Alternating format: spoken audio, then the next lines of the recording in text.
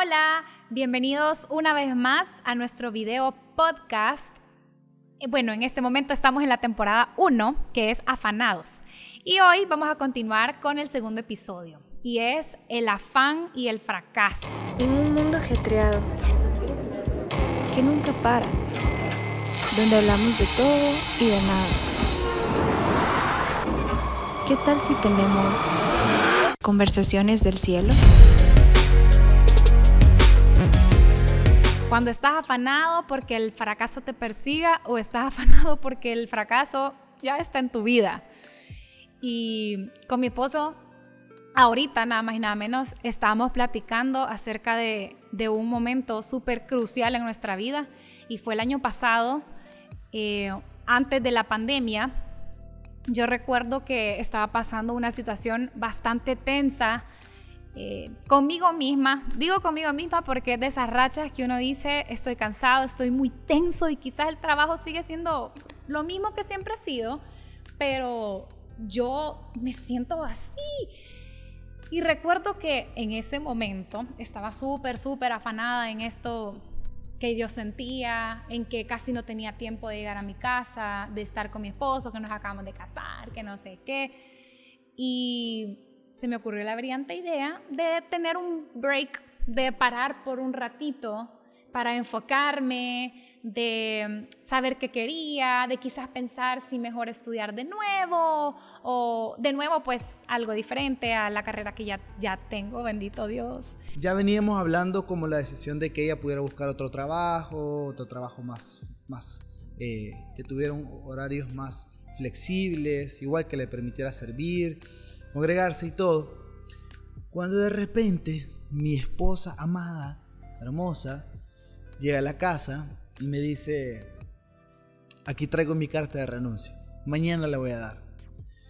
Y pues sí, para mí fue como un gran boom, porque desde la perspectiva de un hombre, sobre todo cuando estás casado, es como, chivo, tengo que ver qué hago, tengo que ver cómo resolvemos, cómo hay que pagar esto, y cómo salimos adelante de eso. Y a veces la situación o sea, en mi mente se tornaba bien compleja, bien nublosa o nublado, no sé. Pero igual, ella ya había tomado la decisión y yo pues no la persuadía, no, sino que porque, como les decía al principio, ya era algo que veníamos hablando. La apoyé, pero realmente, de verdad se los digo, no sabíamos lo que iba a pasar. Renuncié. Después lo compartí con mi esposo. Obviamente pues no fue algo fácil, pero algo que fue menos fácil es que en una semana y media literalmente estábamos encerrados en cuarentena. El COVID había llegado a El Salvador, cosas que yo no había pensado que pudiera pasar. No podíamos salir. No podíamos, bueno, muchos tenían que empezar a trabajar desde su casa, y yo me encontraba en un nuevo afán de entender que era un momento crítico para el mundo, y yo estaba sentada de manos cruzadas, sin trabajo, pensando en cómo íbamos a hacer el resto de los días, porque en ese tiempo uno pensaba que quizás eran 15 días o un mes lo que íbamos a estar encerrados. Hasta cierto punto, si puedo ser honesto con ustedes, yo me sentí muy afligido, me sentí muy nervioso, porque en nuestra casa los dos trabajamos, pero entre los dos podíamos sacar adelante el proyecto que nos empezamos a armar cuando recién nos casamos, ¿verdad? Pero ya cuando estuvimos en esa situación, se vinieron muchos pensamientos de fracaso. O sea, hay que pagar esto, hay que pagar lo otro, y si no se puede pagar, ¿pues qué vamos a hacer? Mi esposo y yo caímos en esto de que nos afanamos mucho. Quizás en ese momento hablar más por mí. Me afané tanto por encontrar un trabajo, y a veces cuando algunos chicos de la iglesia me dicen, es que Gina, yo meto currículums en todos lados y no me sale nada, y me llaman a entrevistas y yo pienso que ya quedé y no me sale nada, ¿y qué pasa? Y no encuentro trabajo. Pues En ese momento yo los entendí. Yo me acuerdo que me bajé estas apps de CompuTrabajo y otras que ya ni me acuerdo cómo se llaman y que te están cayendo al celular todo el tiempo. Hay una nueva oferta, hay una nueva plaza que te puede interesar. Y capaz la plaza nada que ver, vea, uno ni sabe qué es, y aplicar, enviar. Y yo decía, literalmente, me encanta mucho escribir, no es que soy súper organizada, pero me gusta escribir, y yo ponía enviar por lo menos 12 currículums al día, así, en plena cuarentena, encerrados, pues, ¿qué más iba a hacer? Y me acuerdo que yo me afanaba llenando los campos. Hay una de estas aplicaciones que uno se tarda como 3 días en llenar su currículum porque no pueden subir uno el propio, y para no cansarles el cuento, no me llamaban de ningún lado. Me empecé a estresar, me empecé a enojar. Me acuerdo que antes de dormir me enojaba con David y le decía, es que yo mando currículum si no me sale nada. Yo me sentía fracasada, me sentía impotente, me sentía inútil por no haber hecho las cosas bien probablemente, por no haber, según yo, orado lo suficiente, por no haber tenido esa sabiduría de tener un plan B, y sobre todo por no aportar nada a mi familia en cuanto a dinero. Yo sentía que era el fin, el fracaso había llegado a nuestra vida. Y bueno, los que son esposos y estuvieron juntititos en la pandemia, cuarentena, o seguimos en pandemia, pero en la cuarentena cuando estábamos encerrados, fue algo un poquito simpático de convivir. Muchos pues peleábamos, y ustedes saben que cuando hay afán, cuando hay estrés, cuando hay problemas de dinero, todo se viene abajo, parece que todo se viene abajo en una familia, en un matrimonio, etcétera, etcétera. Bueno, para no hacerles tan largo el cuento, pasaron meses y no salíamos de casa, no había trabajo, no había nada.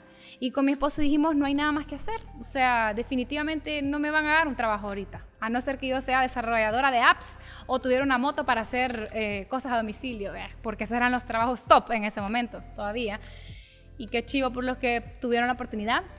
Y dijimos, empecemos a orar, empecemos a decirle al Señor nuestras necesidades. Él nos va a cuidar, Él va a proveer. A todo esto, en esos meses que yo me afanaba tanto, que mi esposo también se había afanado, que saben, todo este complejo, el Señor seguía supliendo nuestras necesidades materiales. Obviamente había muchas necesidades espirituales que no le queríamos rendir al Señor, no queríamos depender de Él, pero Él estaba ahí supliendo todo, sin trabajo en una cuarentena. En pequeñas cosas, en esas pequeñas cosas, Dios empezó a respondernos. O sea, oramos mucho, orábamos en la mañana, orábamos en la tarde, orábamos en la noche.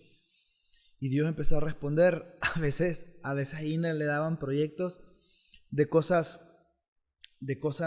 que, o sea, digamos, el proyecto era por cierta cantidad de dinero y esa era exactamente la cantidad de dinero que teníamos que pagar en otra cuenta.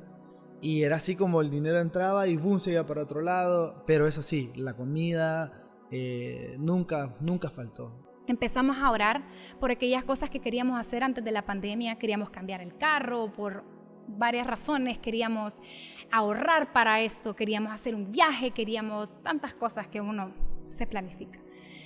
Y empezamos a orar otra vez y a decirle, Señor, tú tenías el control. Cada día, cada tarde empezamos a tener nuestros altares familiares como de costumbre, que los habíamos perdido en la cuarentena.